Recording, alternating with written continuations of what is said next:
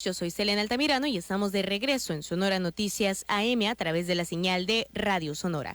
Y bueno, hoy es miércoles de mesa de análisis y para hablar sobre temas que están relacionados al mes de la mujer, ayer que fueron las manifestaciones del 8M, también ayer pues hubo un momento histórico para Sinaloa, ahí se aprobó la despenalización del aborto, pero para platicar cómo estamos a nivel estatal y de lo que se ha hecho y lo que hace falta por hacer. Ya tenemos en la línea telefónica a Leila Acedo Ung, a quien le doy la bienvenida por primera vez a esta mesa de análisis. ¿Cómo estás, Leila? Muy buenos días. Hola, ¿qué tal, Selena? Muchas gracias por la invitación. Ya había estado contigo antes, pero ciertamente no era una mesa de análisis, así que gustosa acompañarte a ti y a tu auditorio. Gracias, Leila. Estamos esperando a que llegue Pati Osuna para que también incorpore sus comentarios a esta mesa. Y bueno, hablar de lo que ocurrió el día de ayer. Vimos bastantes manifestaciones. Yo creo que cada vez, año con año, son más las mujeres que se suman a hablar de consignas, a pedir que se les respeten y que se otorguen más derechos. Hay algunas materias en las que todavía hace falta avanzar, pero ¿cómo viste las manifestaciones de ayer, Leila? Bueno, a mí me tocó estar justo en la manifestación de la Ciudad de México. Perdón, ¿me escuchas unos ruiditos raros? Es mi beba que anda aquí queriéndose entrar en la mesa, en la conversación. Pero allí estuvimos en la marcha de la Ciudad de México, una marcha pues para hacer entre semana pues con mucha afluencia. Se habla de alrededor de 75,000 personas, mujeres en su gran mayoría. Esta marcha tuvo como característica, fíjate, y también se ha notado así el debate en las redes sociales, que a diferencia de los 3 o 4 últimos años, pues que se habían decantado algunas situaciones de violencia, el día de ayer estuvo pues hasta cierto punto como muy calmada, muy controlada, muy reservada, con mucha alegría como siempre, ¿no? Con una gran diversidad de contingentes, tanto separatistas como incluyentes, como diversos. También me tocó ver muy poca afluencia de hombres, que eso siempre pues decanta algún tipo de provocación en cuanto a los contingentes separatistas, cosa que es muy buena porque habla de que se está avanzando también en un mensaje, ¿no? También hubo muchísimas infancias, muchas mujeres acompañadas con sus infantes, ¿no? Con sus carriolas, muchas niñas, contingentes exclusivos de niñas, y eso también da cuenta de un cambio generacional, de un cambio de conciencia, muchas jóvenes, ¿no? Mucha algarabía. Sí hubo algunos conatos, digamos, como de un poco de tensión natural cuando no se tiene como toda la información de lo que está pasando en el avance de la marcha, pero pues con saldos muy positivos, y que se logra en sí el objetivo de la marcha, que es establecer las demandas que se le establece al Estado, dejar puntuales cuáles son, digamos, como los agravios que estamos experimentando las mujeres en estos tiempos, y sobre todo dejar claro que la organización de las mujeres está por encima de cualquier marco ideológico y partidista que acompañe las administraciones burocráticas. Leila, se incorpora ya con nosotros Pati Osuna. Pati, bienvenida, buenos días. Ay, buenos días, Pati. Muchas gracias. Hola, Leila. Es un gusto saludarte. Igualmente. Bueno, estábamos hablando, Leila nos narraba un poco de cómo se vivió ayer la manifestación en Ciudad de México. Me llama la atención varios puntos que destaca. Uno de ellos es que pues hubo pocos hombres, hubo muchas niñas, fue dentro de lo que cabe, sobre todo con lo que habíamos visto años anteriores, manifestaciones migrando más hacia el lado pacífico. Es algo que a mí me gusta mucho. Entiendo el coraje, entiendo las ganas de querer romperlo todo, pero también entiendo que estamos viviendo un contexto internacional en el que la violencia se está agravando muchísimo. Lo vimos el fin de semana, lamentablemente, con lo que ocurrió en Querétaro. La violencia nunca es la mejor solución, y en ese sentido yo creo que ya está habiendo también una especie de cambio generacional, como ahorita bien lo comentaba Leila, y aún así migrar, digamos, a un feminismo más propositivo, más sano, donde se escuchen las voces de todas. Sí, exactamente. Yo creo que aquí, pues a mí me tocó vivirlo aquí en Hermosillo. Igual yo creo que me dio muchísimo gusto ver a muchísimas niñas, que yo estoy casi segura que estas nuevas generaciones prácticamente, como sucedió en la Marcha del Orgullo, por ejemplo, que prácticamente les agarran a las abuelas, agarran a las mamás y les dicen, mamá, quiero ir, llévame, por favor. Sí, sí. Y ha sido eso, pues yo creo que también un incentivo muy, muy fuerte para hacer, como menciona Leila, este cambio generacional, o sea, darnos cuenta de que se puede convivir con diferentes maneras, sobre todo porque dentro de la organización feminista pues existen diferentes tipos de corrientes, ¿no? Pero al final del día el objetivo es el mismo y eso es algo que yo creo que poco a poco se está empezando a entender y entender que también la violencia, aunque pues igual yo también lo comprendo y a veces me han dado ganas y hay veces que uno dice pues es que es lo que siento y es así como muchas veces es lo único que llama la atención de las autoridades. Claro. Esa es la razón realmente por la cual, pues, la violencia contra, no personas, ¿no? Sino contra, monumentos o paredes o lo que sea que pudiera ser algo físico, objetos.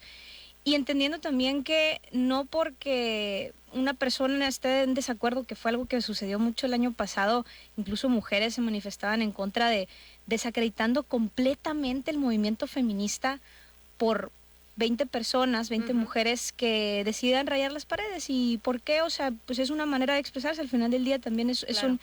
Es una expresión de un movimiento, una protesta, porque es lo que es. El 8 de marzo es que igual me tocó mucho todavía ver la felicitación, ¿no? Cuando realmente pues sí. es un reconocimiento, es una conmemoración, es recordar, es darnos cuenta, sobre todo es un despertar. Yo creo que es un despertar social de entender la situación que al final del día nos afecta a todos y a todas, o sea, que es este sistema discriminatorio, que es este sistema elitista, que es ese sistema que está hecho por y para los hombres. Y no todos, ni siquiera no todos los hombres, sino para un cierto grupo de hombres. Entonces, claro.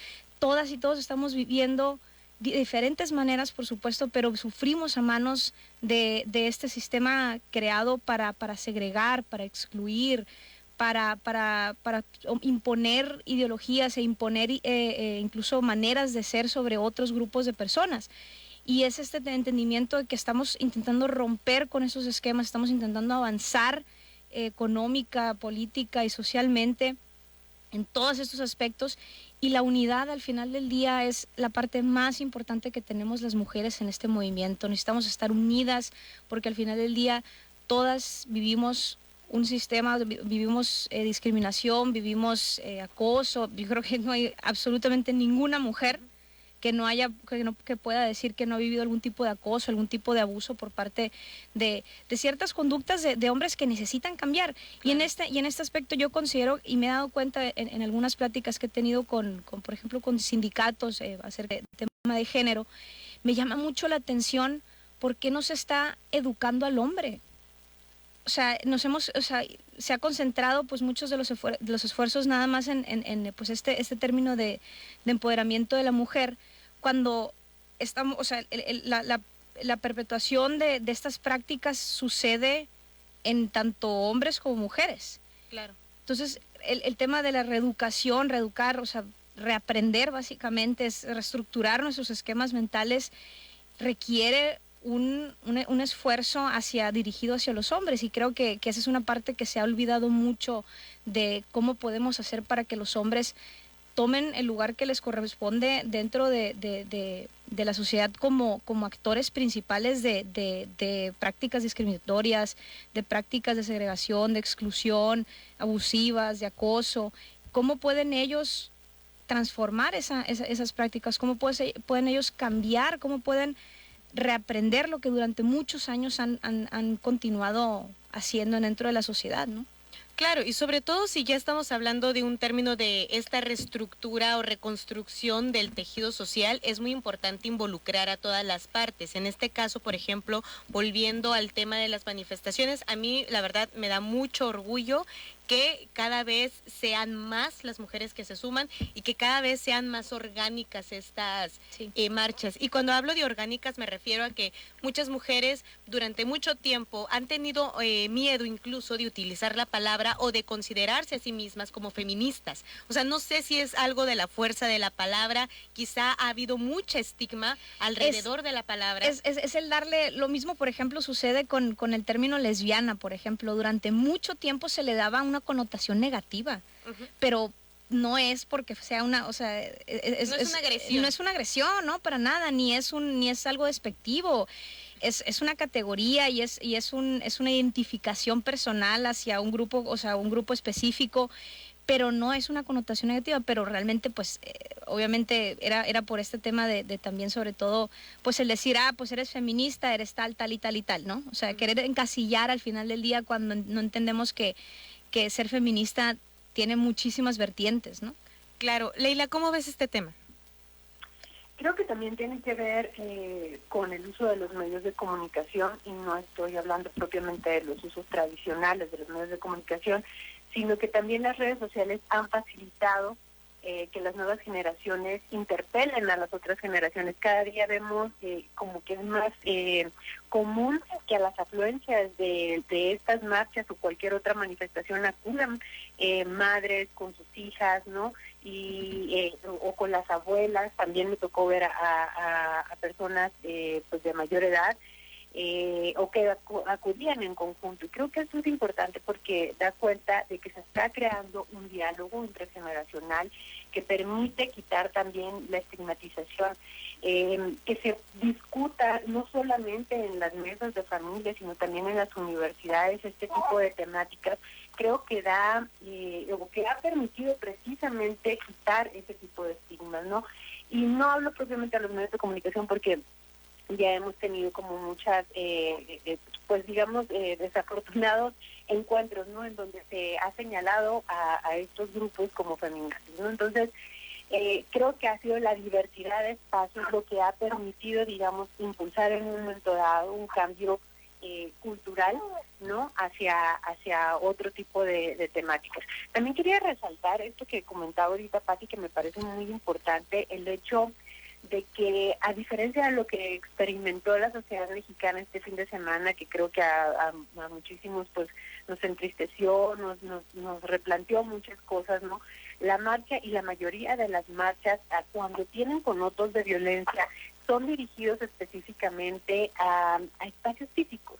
Nunca me ha tocado a mí una marcha que terminen con actos de violencia hacia otras compañeras. Y creo que eso es muy importante de resaltar, ¿no? Cómo a pesar de eso se sigue estigmatizando a las marchas de mujeres, ¿no? Cuando vemos otras manifestaciones, como fue, por ejemplo, un partido de fútbol que decantó en otro tipo de cosas, ¿no? Entonces, yo creo que no quisiera entrar en un asunto de comparación porque no es el punto, pero creo que sí es importante resaltar que cada día más la organización de mujeres está consciente del peso que tiene, ¿no? Y está evidenciando que si bien hay diferentes tipos de manifestaciones, la violencia es dirigida no hacia nosotras mismas. Entonces, eso quería como replantearlo por la pregunta que habías hecho anteriormente. Claro, y yo creo que es muy importante también hacer este tipo de aclaraciones, sobre todo porque estamos hablando del movimiento social más grande de los últimos años. Estamos hablando de que las mujeres realmente quieren cambiar la historia. Ahorita lo comentábamos bien, Pati, contigo, el tema de que tenemos que ver que todas las mujeres somos diversas y es tan importante la que se dedica a ser ama de casa, la que se dedica a ser mamá, la que se dedica a ser mujer trabajadora, la que se dedica a aprender, la que es mujer trans, o sea, todas las mujeres son igual de importante. Ahorita en el siguiente bloque seguiremos hablando sobre este tema. Una de las consignas importantes fue la despenalización del aborto que pues Sinaloa se suma a estos estados que ya lo aprobaron. 8 de la mañana con 13 minutos. Vamos a pausa y regresamos con la mesa de análisis.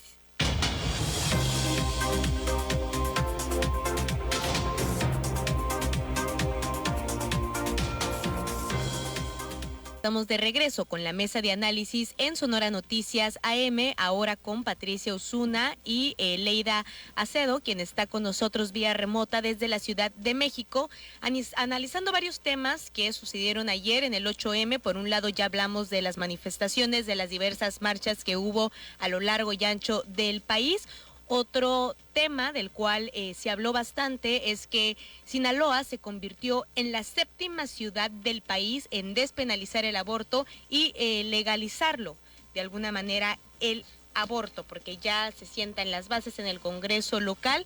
Recordemos que en la Suprema Corte de Justicia de la Nación ya se habló de este tema. En teoría, pues todos los congresos deberían de estar legislando este tema. En el caso de Hermosillo, en el caso de Sonora, pues hubo, Estefanía, me parece, presentó un amparo justamente para que se empiece a hablar de este tema también aquí en lo estatal. Pero voy contigo primero, Pati.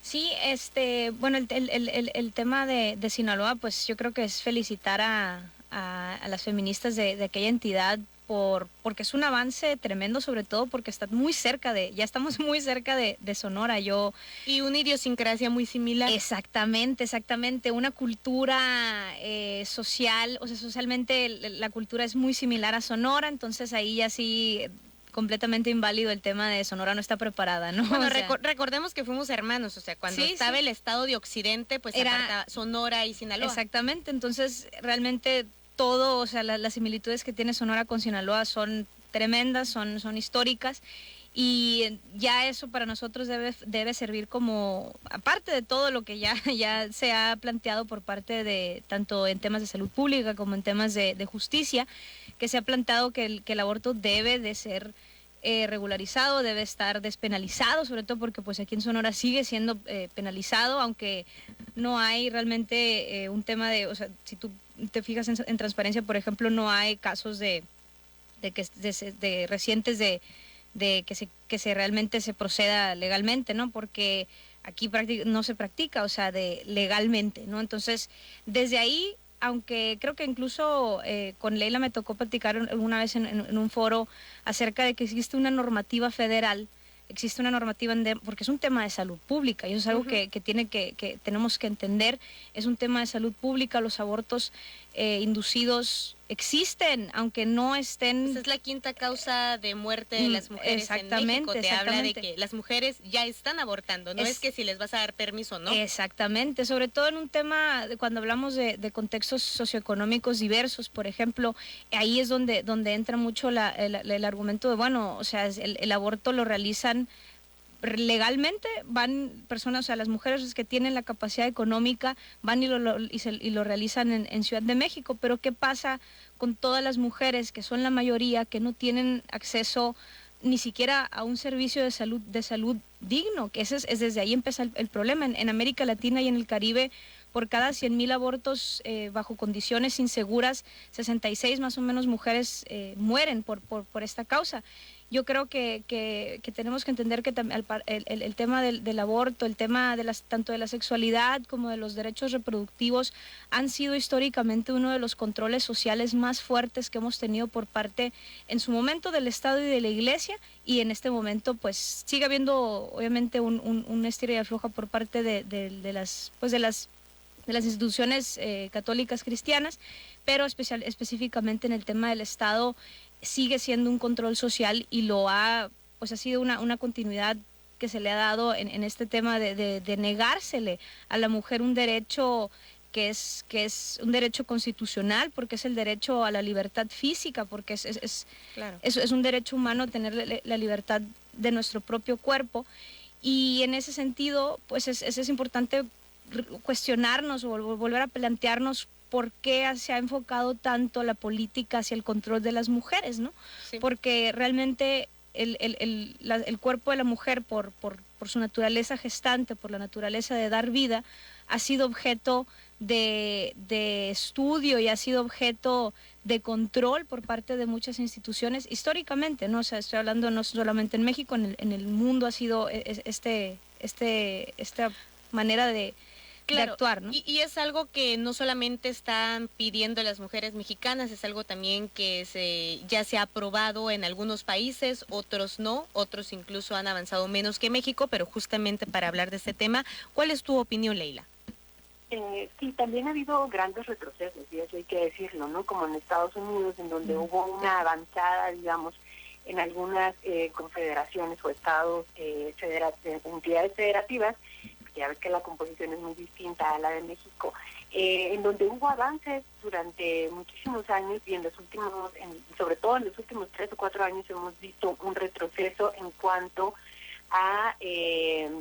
digamos, a las aprobaciones de este tipo de prácticas, ¿no? Yo creo que tendríamos que comenzar reflexionando en que Sonora y Sinaloa, a pesar de que fueron pues una sola entidad, sí tienen características muy diferentes. La cuestión de la élite eclesiástica todavía en Sonora está muchísimo más arraigada. Y por lo tanto las prácticas conservadoras están desafortunadamente bien impregnadas también en las élites políticas, ¿no? Sinaloa tuvo durante muchos años una tradición de izquierda que en Sonora no se pudo configurar de forma más asentada, ¿no? Y lo vemos que hemos tenido solamente 3 alternancias y apenas es la primera alternancia de un gobierno de izquierda, ¿no?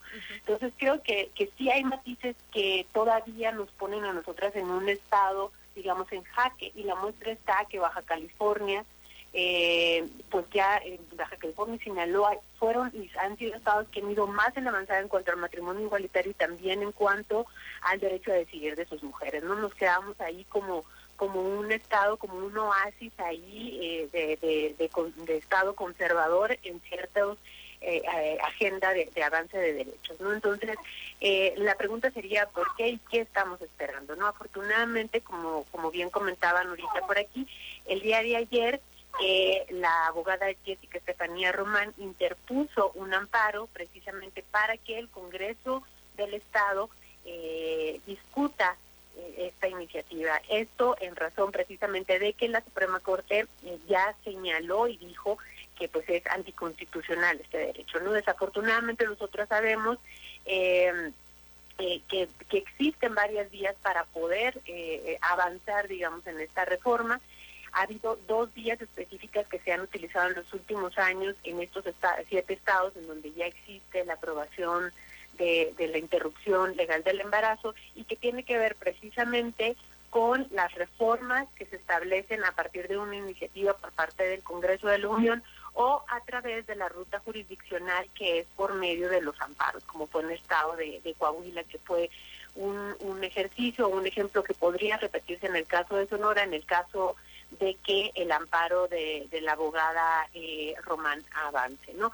Lo cual también da cuenta precisamente de esto que ustedes señalaban, ¿no? Y del avance en cuanto a la agenda de derechos que tiene ahorita el Congreso del Estado, un Congreso del Estado conformado principalmente por mujeres y en la cual tienen pues los ojos ahora sí que de toda la población sonorense, ¿no? Para poder llevar a buen puerto esta iniciativa, que a mi parecer es una iniciativa que ya está un poco desfasada en cuanto a la agenda de derechos. Ahorita nosotros deberíamos estar hablando precisamente de los derechos laborales de las mujeres, ¿no? De la autonomía económica de las mujeres. Igualdad de salarios. Exacto, y todavía seguimos gozando una agenda que tenían las olas feministas de los 70, ¿no? Y que es el derecho a decidir, que es la autonomía de nuestros cuerpos. Entonces, como ahorita mencionaba Patti, precisamente la agenda, la alerta de género que tiene Sonora desde hace un par de meses, habla precisamente de la falta de instrumentación de la NOM 46, que es un lineamiento que establece la obligatoriedad para que los órganos que dan atención, en este caso los ministerios públicos, para los casos de violencia sexual, están obligados a brindar, digamos, todo un kit o un catálogo de acompañamiento médico para la interrupción de los embarazos en caso de violación, y ni siquiera esto se cumple, ¿no? Claro. Entonces, esa NOM tiene muchísimos años ya aprobada y debería de ser un ejercicio continuo, una práctica reiterada, ¿no? Y pues no se da. cuando Sonora precisamente ha incrementado un 200% sus índices de violación, ¿no? En los últimos años. Entonces, imagínate cómo estamos, ¿no? O sea, de ese tamaño son las resistencias que tenemos que enfrentar. No solamente son las resistencias que se dan en los planos legislativos, por decirlo así, sino también son en los planos instrumentativos, ¿no? En las personas que ejercen y que llevan a cabo los programas de gobierno, que pueden estar perfectamente pro derechos, pero a la hora de instrumentarlos se topan con una cultura y una resistencia de los servidores públicos de tener que llevar a cabo ese tipo de ejercicios, ¿no? Claro, y sobre todo que estamos hablando de un tema de salud pública, como ahorita bien nos los comentaba Pati. En este sentido, yo creo que es muy importante aclararle a la audiencia dos temas. Por un lado está la interrupción legal del embarazo, que es algo a lo que todas las mujeres tendrían que tener derecho porque la sociedad no debería por qué obligarte. Y lo otro es la despenalización del aborto, que es, hay muchas mujeres que están en la cárcel justamente por este tema de la penalización, a pesar de las declaraciones de la Suprema Corte de Justicia de la Nación. Leila, Pati. Pero no solamente, perdón, nada más, no solamente son las mujeres, sino también, y en el caso de Sonora sí es, son las personas que llevan a cabo o que en un momento dado ayudan a las mujeres a interrumpir sus embarazos, ¿no? Como médicos, por ejemplo. Médico, ¿no? Que se olvida esa parte, pero al final de cuentas es una parte muy importante para poder hacer un programa, digamos, integral de una interrupción, ¿no? Porque, y ese es otro tema que tendríamos que discutir, que tiene que ver con la objeción de conciencia, ¿no? Y que también ya la Suprema Corte ha sentado como las bases. Y creo que también hay otra cosa que se deja de lado y que es no solamente es una cuestión de salud pública, ¿no? De salud, también la salud mental se deja de lado. Claro. Y bueno, pero yo sé que da para otro tipo de debate. Así, no, y vamos a dejar los micrófonos abiertos, es un tema del que vamos a seguir hablando aquí justamente para orientar y aclarar estos temas. Leila, Pati, muchísimas gracias a las dos por darnos su punto de vista. Se nos fue muy rápido el tiempo y también pues agradecer que me hayan acogido con Leonora aquí a un lado. Muchísimas gracias a las dos. Un saludo a las dos. 8 de la mañana con 29 minutos, vamos a pausa y regresamos.